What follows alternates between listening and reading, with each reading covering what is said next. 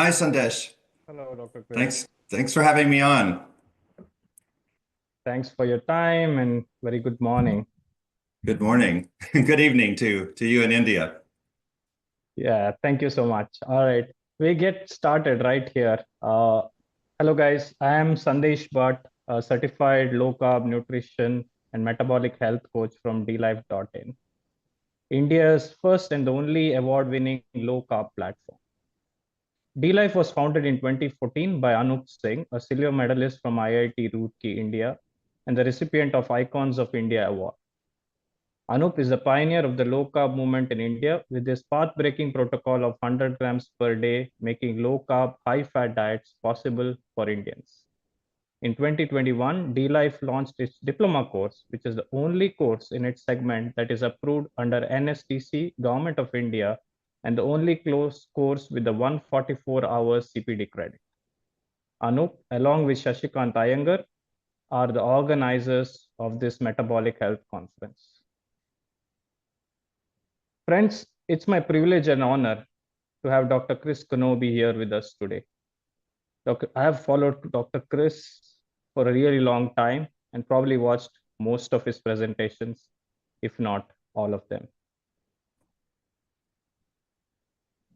Dr. Chris Knobbe, MD, is a physician, public health advocate, researcher, ophthalmologist, and associate clinical professor emeritus, formerly of the University of Texas Southwestern Medical Center in Dallas, Texas. Dr. Knobbe is known primarily for his research, publications, and presentations connecting westernized diets causally to numerous chronic diseases, including heart disease, hypertension, stroke, cancers, type 2 diabetes, and his area, age-related macular degeneration.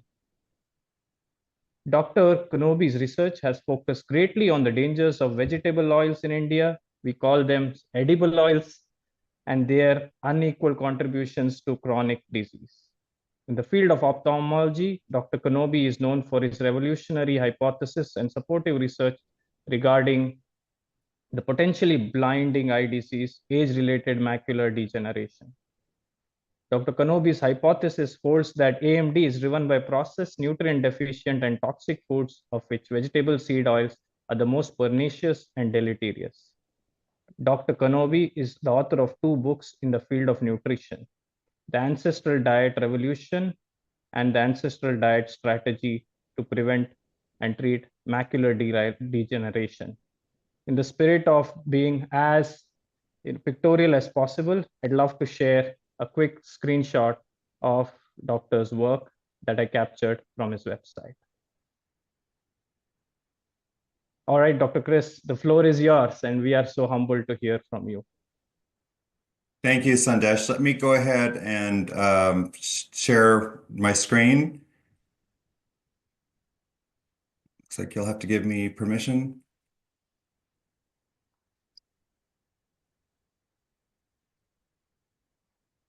All right. Okay. Let's see. Here we go. Just one moment.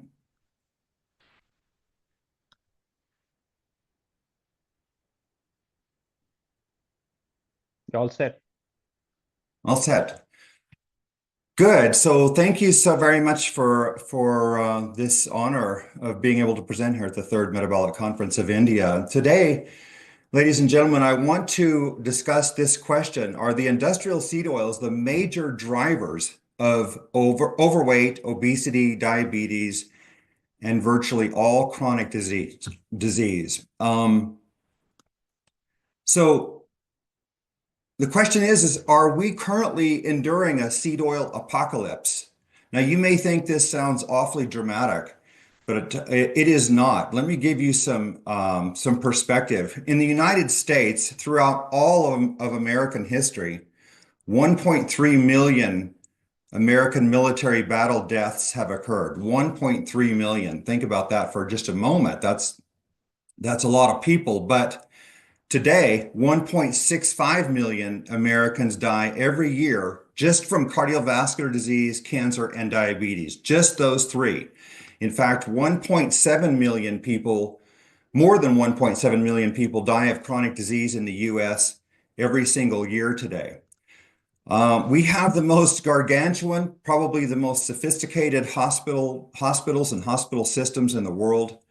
And yet we've come to think that this is normal, right? I believe this is, people look at this and think this is normal, right? The United States spends more on healthcare than any other country in the world. And we have the worst health outcomes among high-income countries, the worst health outcomes. Um, Interestingly, from this paper, I quote, the US has both the highest obesity rate in the developed world and the highest consumption of seed oils per person than any other nation. Where did they get that data? They got it from me. We published a paper in 2017, and this followed that. So my charge to you today is that vegetable oils, primarily the industrial seed oils, are chronic metabolic biological poisons. And today I want to try to show you how and why. So let me begin with the thinking in the United States. So allopathic medicine believes this, basically. This is a paper from Dariush Mozaffarian at Tufts University in Boston, Massachusetts. Here's the title, Prospective Obesity, an Unexplained Epidemic. And in this paper, Mozaffarian publishes this graph. Now, I've labeled it to make it easier to review, but you can see that in 1999, right over here, obesity in the United States was 30.5%. That grew to 42.5% by 2018. But look at the total energy available and consumed at the top and bottom here. So total energy available began to drop after 2005 and 6. This is total energy or food consumed, essentially. This is total energy actually consumed. And after 2003 and 4, it statistically significantly dropped. So we cannot explain obesity with calories any longer. All right, let me give you a little bit of history in the United States that you may not be aware of. So coronary heart disease was virtually unknown in the 19th century. 8 scientific papers for the entire century. In fact, it was 1912, James Herrick published the first known documented case of myocardial infarction, heart attack. 1930s, coronary heart disease became the leading cause of death, but think about it, it wasn't even known in 1910. Today, about 1 in 3 Americans, 32%, die of coronary heart disease. How about cancer? So cancer took the lives of 1 in 188 Americans back in 1811. That increased to 1 in 17 deaths due to cancer in 1900. It's almost 1 in 3 again today. It's 31.2%, I believe, is the number. That's a 62-fold increase in cancer deaths in 200 years. How about type 2 diabetes or just diabetes in general? The prevalence of diabetes in the United States in 1890 was 0.0028%. That's about 1 in 36,000 people. That increased 132-fold by 1935 to 0.37%. Then it tripled by 1960 to 0.91%, tripled again by 1991 to 2.97%, more than doubled by 2010 to 6.95%, and that more than doubled again by 2023 to 15.8%. This is a 5,643-fold increase in diabetes in 133 years. Now, if the number had doubled, that would be statistically significant. It's gone up 5,643-fold. Let's look at Alzheimer's and dementia. So the first known case documented 1908 by Alois Alzheimer, physician in Germany. There were 4 cases, I believe it was, in 1910, 150 cases in 1948. Today, 2023, 55 million cases of Alzheimer's and dementia around the world and 10 million new cases per year. That's 1 new case every 3 seconds. How about obesity? So obesity in the United States was 1.2% in men age 18 to 80 in the last several decades of the 19th century, about 1860 to 1900. From there, obesity increased 11-fold to 13% by 1960, to 23% by 1988, 30.5% by 1999. Clear over here, 2018, 42.5% of Americans are obese and another 31.2%, I believe it is, overweight. That makes 74% of Americans are either overweight or obese. All right. Well, what's driving this? This graph right here, if you just looked at the dark part without all these pop-ups here, that would be what would come up on a PowerPoint. But you can see this is what happened with vegetable oils in the United States. We were at 0 over here on the left side of the graph in 1865. We were at 1 gram a day in 1900, 19 grams a day by 1960, 80 grams per person per day by 2010. 80 grams is 720 calories. That's 32% of US caloric intake. All right, now think of this. In 1900, 99% of our added fats in the diet came from animal fat. But by 2005, 86% of added fats came from vegetable oils. So the vegetable oils almost completely supplanted and replaced animal fat, right? Okay. Well, is it sugar? Well, take a look at this. Here's sugar versus obesity. And I hope you'll see quite quickly that there is not a very strong correlation here. There's quite a disconnect. Sugar has risen tremendously. In fact, it rose from between 1822 and 1999, where sugar consumption peaked. Consumption increased 17-fold. But almost all of that increase had occurred by here, which is this peak right here is 1922. All right. So since then, sugar's only increased, around 10, 20% in the following decades. All right. And so think about that by 1922. So why obesity in 1930 was about 3 or 4%, but sugar consumption was 499 calories. Now, that's 1930. But over here in 2016, sugar consumption is 526 calories. It's 27 calories higher than it was in 1930. And yet obesity climbed from about 3 or 4% to 42.5%. So I hope you see a big disconnect there. Now, people will say, well, what kind of sugar are you talking about? Every form of added sugar there is. This is the FAO definition, the Food and Agriculture Organization of the United Nations, and the USDA has the exact same definition. And it goes like this. Added sugars include sugars added during the processing of foods, such as sucrose and dextrose, foods packaged as sweeteners, such as table sugar, sugars from syrups, which includes corn syrup, high fructose corn syrup, and maple syrup, and honey, and sugars from concentrated fruit or vegetable juices. So it's every form of added sugar you can think of. This does not include fruit sugar. That's not really measurable or not very well. All right. So take a look at this. Now I've narrowed down that graph on sugar versus obesity just to this 65-year period between 1922 and 1987. So in 1922, we were consuming 473 calories worth of sugar. 1987, 497 calories. It's up 24 calories, which is 5%. So it's basically flat. Anyone can see this is flat for 65 years. But obesity climbed from 2.95% to 18.6%. So now I want to bring in vegetable oils, right? So here's vegetable oils, 78 calories in 1922, 550 calories in 1987.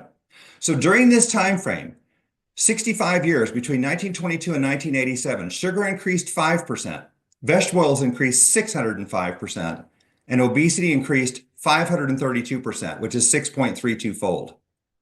So for sugar theorists who are pointing the finger at sugar, how do they answer this? Sugar is not changing, and obesity has gone up 6.3-fold over a 65-year period of time in the United States. So let's bring the vegetable oils in here.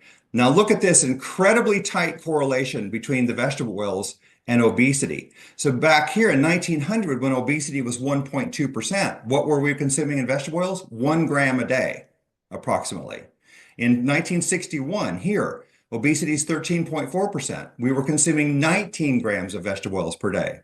Here, where obesity is in 2018 is 42.5%, we're consuming about 80 grams per person per day. So I hope you'll see now, and there's so much more evidence behind this, but I have to go quickly. But obesity shows a striking correlation with vegetable oils, far less correlation, even negative, as we'll get to. You can see sugar going down since 1999, so a much poorer correlation to sugar. So this is just between, now we're kind of going back to the same date I began with, 1999 to 2018, where obesity increased from 30.5% to 42.5%. And so here's the obesity in the red. But look at the sugar trend. It's down, right? Sugar has been going down since about 1999. So now let's look at diabetes versus sugar and vegetable oils in the United States. So first, again, notice here's the diabetes prevalence. Remember, we started at 0.0028% in 1890, and that increased 132-fold by 1935 to here we are, 0.37%. Look how high the sugar is. It's 22.5% of calories, 440 calories that year, 1935. All right. Then diabetes increases from 0.37% to 13% by 2016. All right. And yet the sugar only went up 86 calories to 526 calories by 2016. Right. Okay. So, but look at this strong correlation between the vegetable oils, which were around 14, 15 grams a day in 1935, but 80 when diabetes was 0.37%. But when vegetable oils are 80 grams a day, we're at 13%, right? So an enormous increase. So let's break this down again with diabetes. So here we look at that same graph, sugar between 1922 and 1987 versus diabetes. So during this period, diabetes increased from 0.09% in 1922 to 2.6% in 1987. So while sugar was flat, right? Sugar increased 5%, diabetes increased 2,800%. What's going on here? Well, let me just show you this another way. In 1935, sugar consumption was 22.5% of our calories when diabetes was 0.37%. In 2016, sugar consumption was 24% of our calories, 1.5% more calories from sugar in 2016 versus 1935, yet our diabetes is 13%, diabetes up 35-fold, right? While the sugar changes very little. If we bring the vegetable oil in here, you can see that same period, 1922 to 1987, sugar's flat, vegetable oils increase 605%, diabetes increases 2,800%.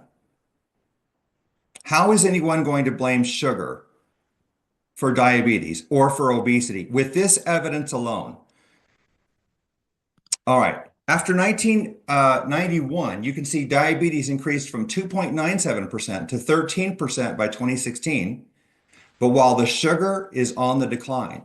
Now you'll notice in some of these graphs, the data looks a little bit different. And the reason that is because I'm using two sets of data, both the FAO and the USDA data, because they have slight differences. But I want to show you that no matter what data we pull from that's accurate, the end result is the same. Now, let's jump ahead so let's look at vegetable oils versus saturated fat and heart disease. Look at this in the United States. This is 1900 over here on the left. This is 2020 over here on the right. Here's the heart disease deaths in the red. And we published this in 2017, by the way. Here's the saturated fat. You can see it barely changes through the whole century. It goes up about 5 grams a day. But look at the vegetable oils. Look how they parallel the heart disease deaths, right? And now we replotted this data because some people like to see, you can change the axes. It doesn't change the data.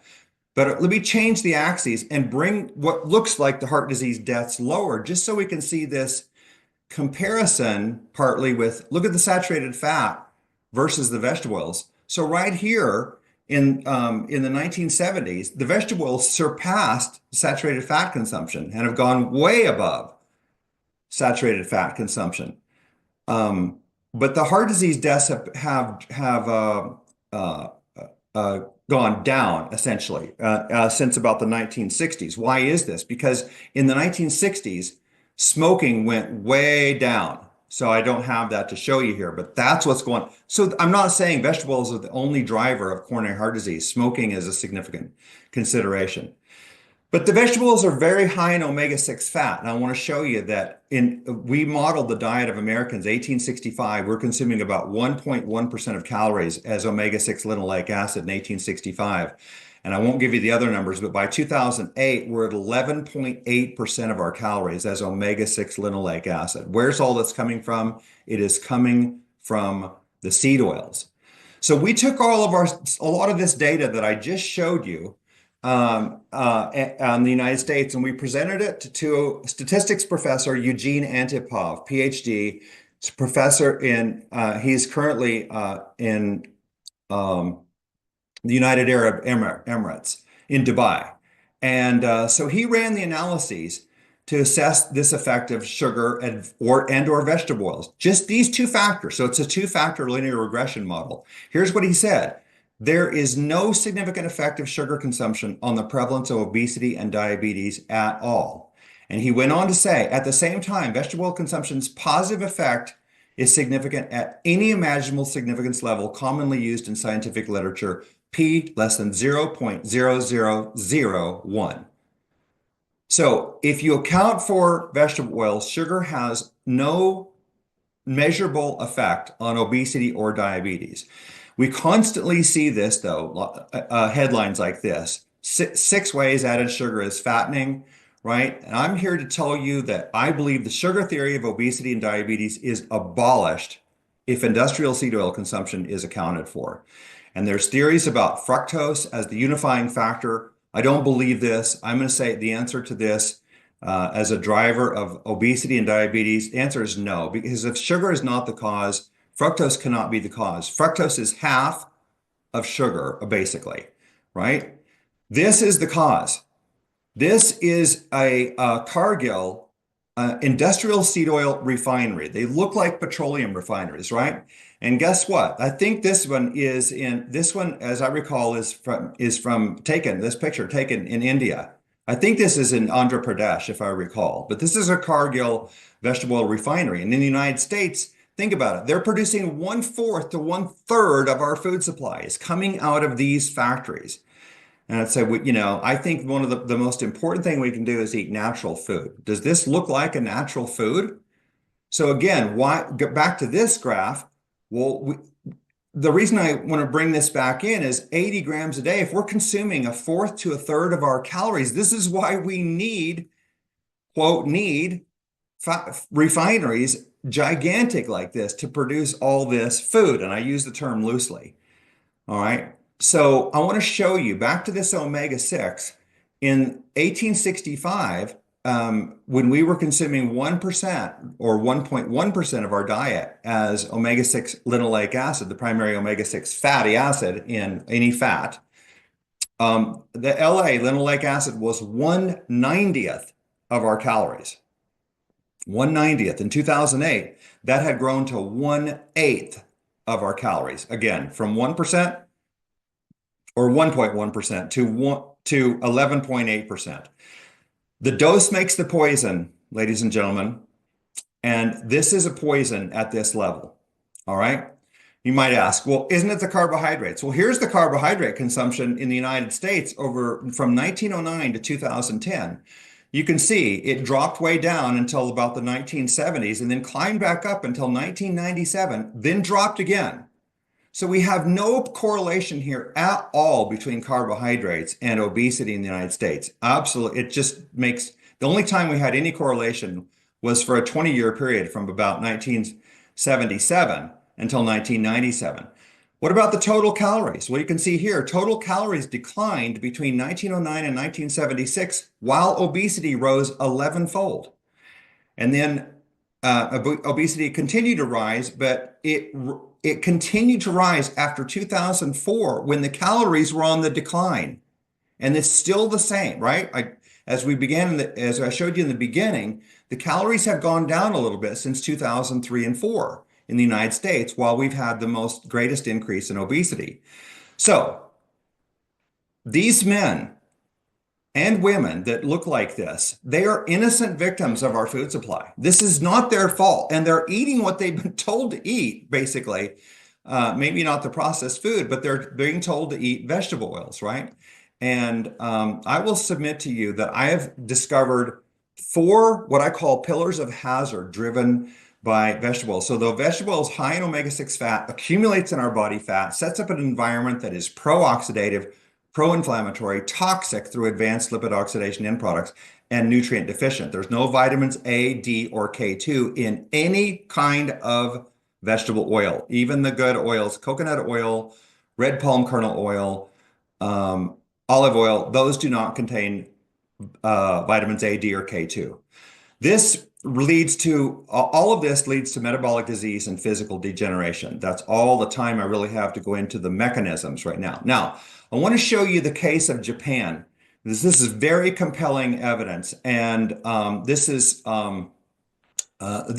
next slide is a very complicated slide. I apologize in advance. But over here, right in this area on the left, all these numbers, these are right around 1960, about 1958 to 1961. And over here on the right, you see the same data around 2009, okay? All right, look at the total calories in Japan, declined from 2,837 down to 1,850 calories. Their calories dropped about a third.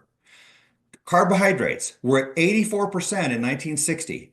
Dropped to 56% by around 2009.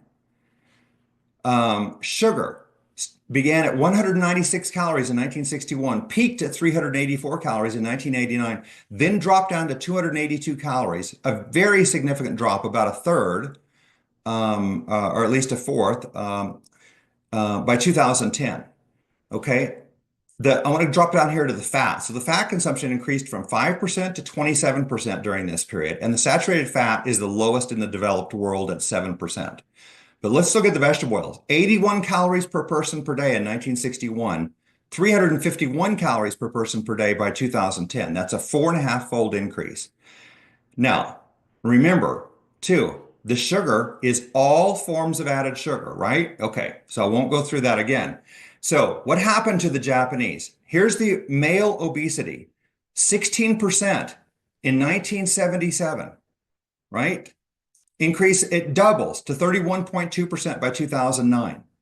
Again, obesity in men doubles while the calories, the carbohydrates, and the sugar are all on the decline, right?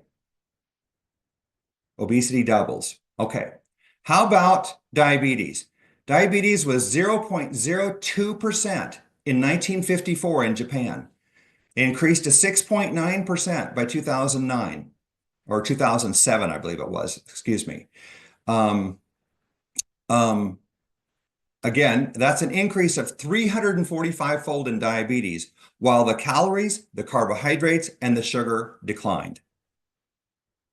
Next up is breast cancer incidence. 21.7 per 100,000 in 1975, I believe it is.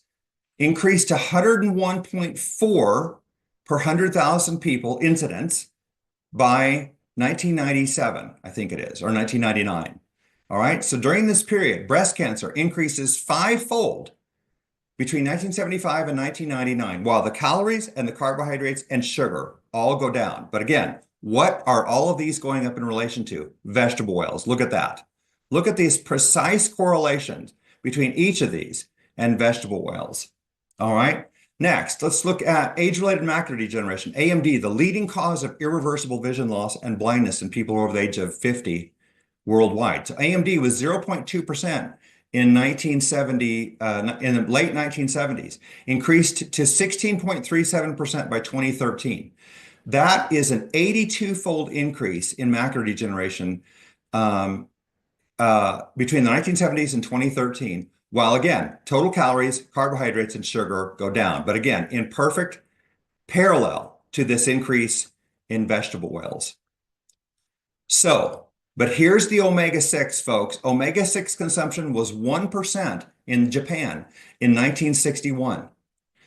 By 2009, it increased to 7.8%, a a 7.8 fold. So back here, when their calories were high, their carbohydrates were high, and their sugar was relatively low, but they were lean and healthy, right? But here, when their vegetable oils had increased 4.5 fold, they're riddled with overweight, obesity, diabetes, metabolic syndrome, cancer, and macular degeneration. Next, let's look at China. So take a look at this. So in China, overweight and obesity combined increased from 15.3% in 1991 to 42% in 2015. All right, it tripled. Cancer increased from 495 per 100,000 in 1990 to 1,587 per 100,000 in 2017. So China has the 8th lowest sugar consumption in the world. All right, it's only 2.5% of calories, and it's flat since the 1980s, right? Okay, but look at the vegetable oil. It increased from 30 calories to 204 calories per person per day. So while overweight and obesity triple and cancers triple, vegetable oils increase 7-fold. So now I want to show you, I think we're running short on time. So I want to jump to France. I had one more country I was going to cover, but I'm going to jump to France because I could show you country after country after country where this all follows through. All right. Obesity and diabetes and all this chronic disease follows vegetable oils. I could show you again over and over and over. But a colleague of mine sent me this article. How is France dodging the global obesity trend? He said, you should look into this.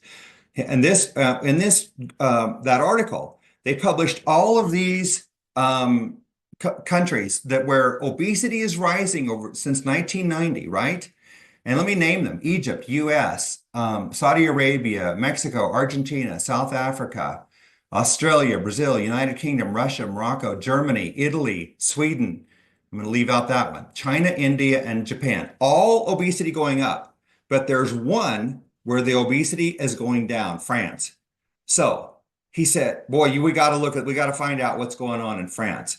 Well, guess what? Look at this. After 2008, this paper shows pre-diabetes, known diabetes, and unknown diabetes in France all going down after 2008. That's 45 to 54-year-olds. And this is 55 to 64-year-olds. Look at this. Pre-diabetes, not so much, but look at the huge drop in known diabetes. So overall, diabetes since 2008 is going down in France. What happened with their food? Well, here's obesity versus vegetable oils in the blue. And look at this. Beginning in 2008, the vegetable oils dropped dramatically, while the sugar is virtually flat. So again, we've got vegetable oils going down substantially at the exact same time that obesity and diabetes went down. Is it carbohydrates? Well, I'm working on the data after 2000, but this is a published data, not by us. In the last 200 years, carbohydrate in France has been going down. All right, it's going down. So what about the counterfactuals? This is one of them. France is one of them. In other words, what if you take away the vegetable oils? So what about these populations that have never had vegetable oils? Well, let me just show you very quickly. This is the Maasai tribe of Kenya and Tanzania. All of them look like this. I mean, all of them. My colleague, Suzanne Alexander, has been there with them, lived with them, and they all look like this. But yet their diet is milk, meat, and blood, 3,000 calories a day, 66% animal fat, but it is only 1.7% omega-6. They have no heart disease at all. And obviously, they're lean and fit and healthy. This is a different population, the inhabitants of Tokelau. So the Tokelauans' diet is extremely different. It's coconut, fish, starchy tubers, and fruit. It's 53%. 50% of their diet is saturated fat, but only 2% of it is total PUFA. That's omega-6 and omega-3 together. In 1982, in men aged 40 to 69 years of age, they had no known cardiovascular disease. They also had no obesity or diabetes. This is all published scientific evidence. Let's look at a very different population, the inhabitants of Tukasinta, Papua New Guinea. So these people, the Papua New Guineans, their sweet potatoes account for more than 90% of their diet. They occasionally feast on pork and chicken. Look at the extraordinary macronutrient ratios, 94.6% carb, 3% fat, 2.4% protein. This is the highest carb, lowest fat diet in the world. Yet Professor Sinnott and White, after studying them for 4 years, wrote this in their papers. Population was lean, physically fit, and in good nutritional state, absence of obesity and hypertension, no diabetes or gout, ischemic heart disease was rare if not absent, and no macular degeneration. None. All right. So, what are the take-home messages for Indians of India? My message, which will differ from many, is return to your traditional diet. I know for a fact Indians are extremely healthy traditionally, like all of the world. So I would say return to your traditional high carbohydrate diet if you like that. Staples were rice, dals, which are legumes, lentils, beans, wheat, barley. Barley was huge. Millet, chickpeas, which are garbanzo beans, fruits, vegetables, root vegetables, honey, sugarcane. Yes, sugar. Indians typically had a sweet, as I understand it from the literature, had a sweet following most meals, and finally milk. So I would say number 2 point is avoid all vegetable oils. Return to using ghee or butter for cooking.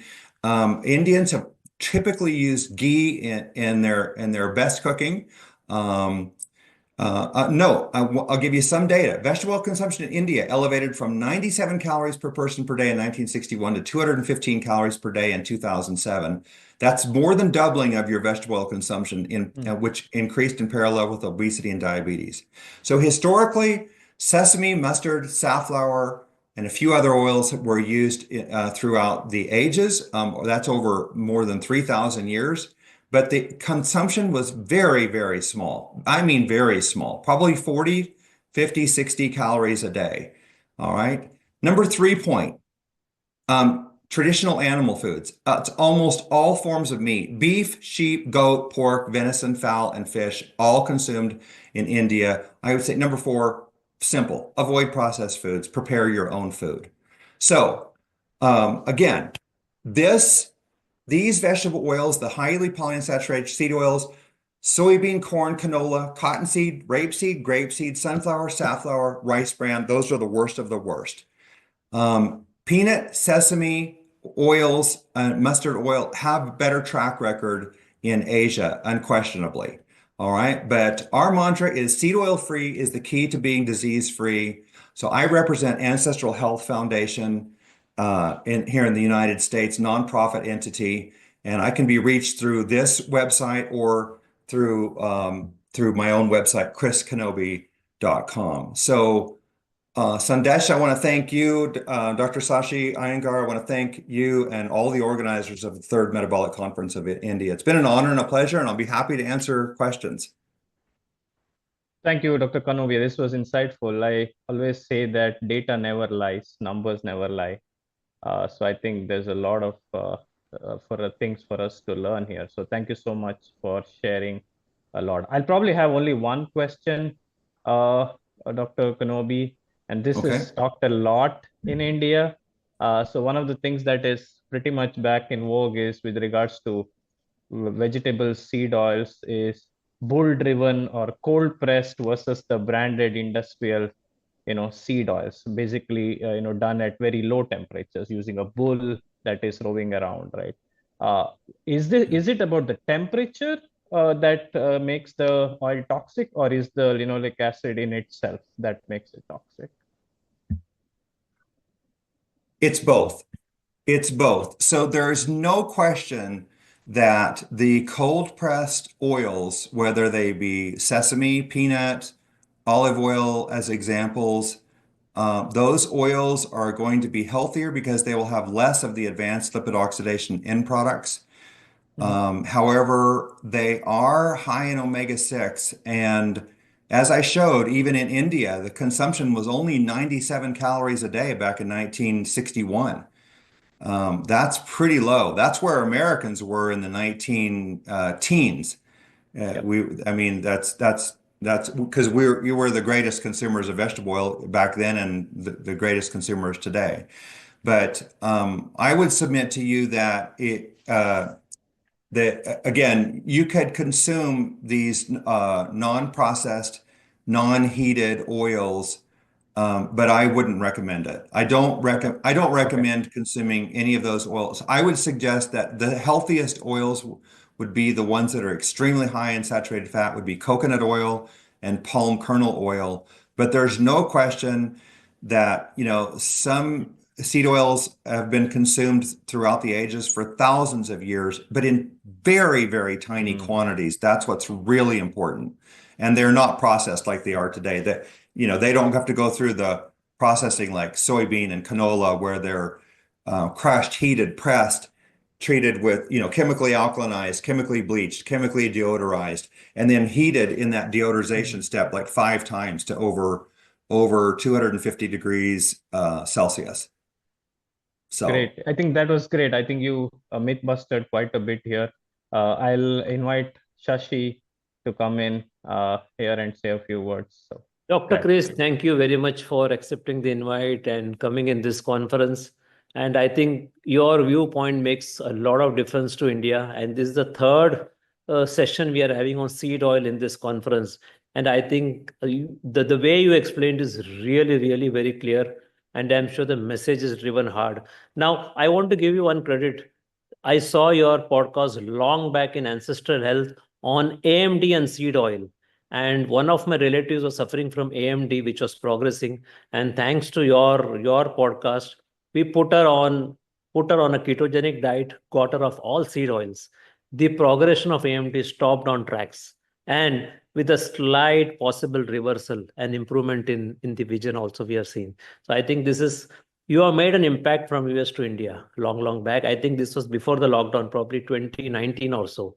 So yeah. Once again, thank you very much for all your information and life-saving information. Thank you. And Thank, we like to thank you, associate Dr. with you in Sashi. future. Yeah, we have hundreds of people reporting back to us that their progression of AMD has stopped after going to an ancestral diet and getting rid of seed oils from their diet. It just stopped, halted in its tracks. Thank you. Thank you. We'll see you again Thank in you. future, in coming time. Thank you, Dr. Knobbe. Have a nice Thank day. you, Sandesh. It's been an honor and pleasure, gentlemen. Thank you.